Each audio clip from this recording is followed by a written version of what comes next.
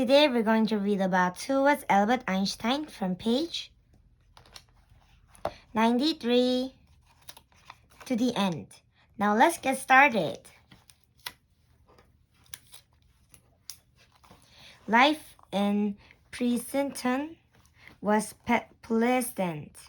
In the evenings, just as Albert and his mother used to play duets, he played violin with other musicians. He ended up spending the last 20 years of his life at his house at 112 Mercer Street in Princeton. He loved the old house, its gardens, and the way the light came through the windows. That when they first moved to Mercer Street, Elsa had a picture window put in Albert's study. From there, Albert could enjoy the beauty and mystery of nature as he always had watching birds fly, flowers bloom, and the morning sunrise. Chapter 7. Albert's time is up. Everything is determined, the beginning as well as the end, by force over which we have no control. It is determined for the insect as well as for the star.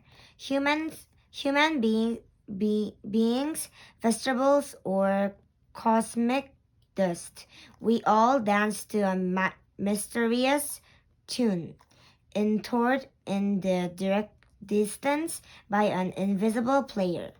Albert Einstein. By 1948, Albert was in very poor health. His heart was getting weaker and weaker. A doctor insisted that Albert take a certain medicine. Albert hesitated. The doctor insisted.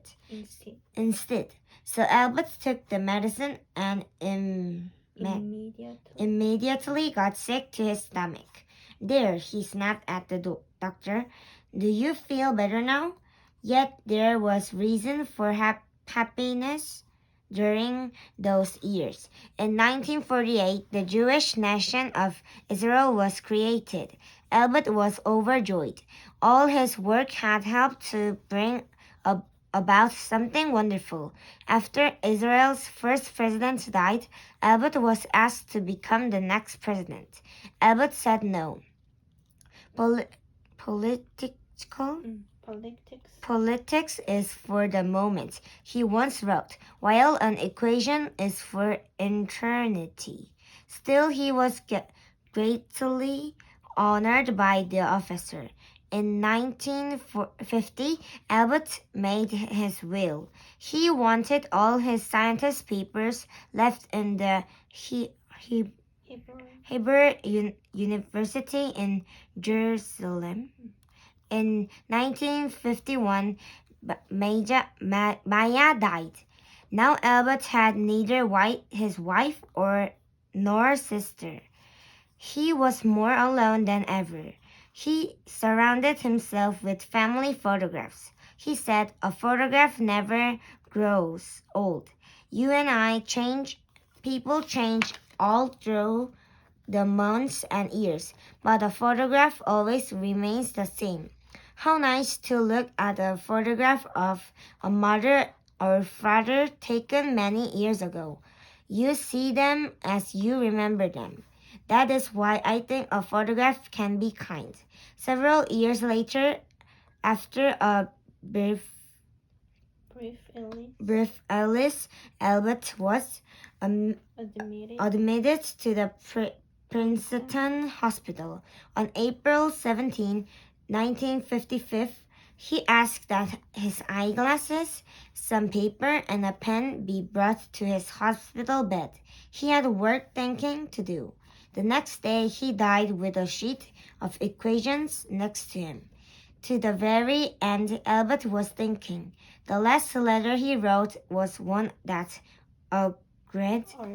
urged all nations to give up nuclear weapons. The Einstein house at 112 Mercer Street in Princeton, New Jersey is treated no differently than any other home in the neighborhood. That's the way Albert wanted it. He worried that if it was turned into a museum, people would concern themselves too much with his memory and not enough with their own future. After Albert's death, the scientific community mourned the loss of a great and original mind. Jews mourned the loss of a leader who always wished for a better and more peaceful world, even in the darkest moments of Jewish history. And all people mourned the loss of a unique, peace-loving man. Perhaps Albert said it best, only a life lived for others is a life worthwhile. Albert was not the best husband, he was not the best father, but as a friend said of Albert, he was the freest man I have known. Chapter 8. A Final Thought. Albert left these instructions upon his death. Donate my brain to science, cremate my body, and throw the ashes in some secret place. This was done. So where is Albert's brain now? After Albert died, an autopsy was done on his body. In the process, the doctor Thomas Harvey removed Albert's brain, studied it, decided that there was nothing all that special about it, and set it aside in a bottle of formaldehyde. Later, when Dr. Harvey moved in Wichita, Kansas, he took the brain with him. He kept the brain, which was in pieces, in 2 jars inside a cardboard box labeled cider. Since then, furniture studies by several medical researchers have found Albert's brain to be a bit more interesting than Dr. Harvey did. Dr. Harvey proved the researchers with pieces of the brain. Albert's brain weighed less than the average brain, was 15% wider, and had an unusual set of grooves. Let the importance of these differences remains unknown. Harvey kept the brain with him for over 40 years. One time, Harvey and Michelle Pernity and other put the brain in the trunk of a car and drove it all the way to California so that a piece of it could be given to Albert's great-granddaughter, Evelyn. Soon after that trip, Harvey turned the brain over to the Princeton Hospital, where it continues to float around in a jar. You have to wonder what Albert would think of that. So today we read about who was Albert Einstein, and we are finally done with this book. Next time we will continue with a new book. Bye!